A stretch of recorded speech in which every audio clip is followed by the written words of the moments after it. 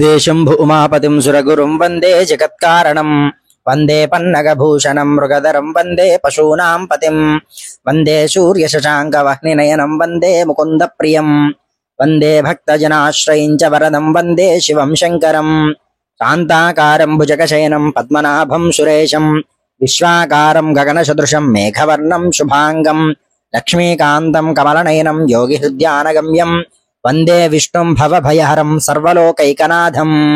సంకల్పం YouTube channel ప్రేక్షకులకు స్వాగతం సుస్వాగతం. ఈరోజు మన ఛానల్లో కార్తీక పురాణం 21వ అధ్యాయం చెప్పుకుందాం. నిన్న పురంజయుడు యుద్ధానికి సిద్ధమైన దాకా ఆ అధ్యాయంలో చెప్పడం జరిగింది.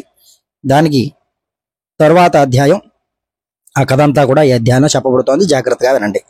ఈ విధంగా యుద్ధానికి సిద్ధమైనట్టు వచ్చినటువంటి పురంజయుడుకు కాంబోజాది భూపాలకులకు భయంకరమైనటువంటి యుద్ధం జరిగింది. ఆ యుద్ధంలో రధికుడితోనూ అశ్వసైనికుడితోనూ గజ సైనికుడితోనూ పదాతి సైనికులతోనూ మల్లులు మల్లయుద్ధ నిపుణులతోనూ ఖడ్గము గద బాణము పరుషు మొదలగు ఆయుధములు ధరించి ఓండోరులు ఢేకొనుచు హోంకరించుకొనుచు సింహనాదములు చేసుకొనుచు శూరత్వ వీరత్వమును చూపుకుంటూ బేరీ దుందువులు వాయించుకొనుచు శంఖములు పూరించుకొనుచు ఉభయ సైన్యములు కూడా విజయకాంక్షులే పోరాడారు.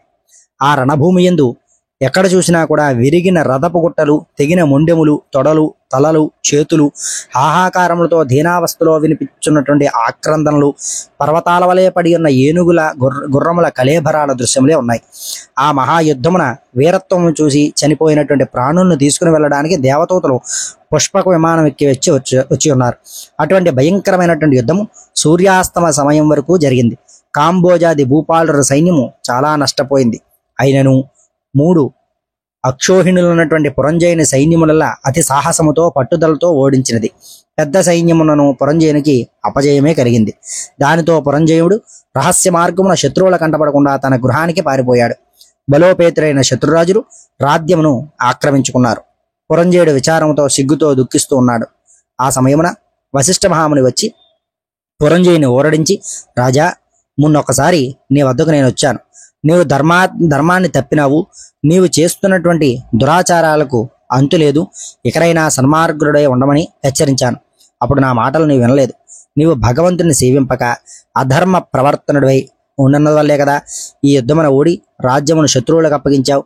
ఎప్పటికైనా నా మాటలు ఆలకించు. జయాపజయాలు దైవాధీనములు ఎరింగును. నీవు చింతతో కృంగిపోవటి ఎలా? శత్రురాజులను యుద్ధముతో జయించి నీ రాజ్యమును నీవు తిరిగి పొందవలనటువంటి తలంపు నీకుంటే నా హితోపదేశం ఆలకించు. ఇది కార్తీక మాసము. రేపు కృత్తికా నక్షత్రంతో కూడిన పౌర్ణమి కావున స్నాన జపాది నిత్యకర్మలన్నీ కూడా ఆచరించి దేవాలయానికి వెళ్ళి దేవుని సన్నిధిన దీపారాధన చేసి భగవన్నామస్మరణ చేస్తూ నాట్యం చేయము. ఇట్లు చేస్తే నీకు పుత్ర సంతానం కలుగుతుంది. అంతేకాక శ్రీమన్నారాయణుని సేవించటం వలన శ్రీహరి మిక్కిలి సంతోషం చెంది నీ యొక్క శత్రువులను దునుమాదుడుకు నీకు చక్రాయుధం కూడా ప్రసాదిస్తాడు. కనుక రేపు అట్లు చేసిన ఎడల పోగొట్టుకున్న రాజ్యమును తిరిగి పొందగలవు. నీవు అధర్మ ప్రవర్ధనుడివై దుష్ట సహవాసములు చేయుట చేతనే కదా నీకు అపజయం కలిగినది. కావున లెమ్ము.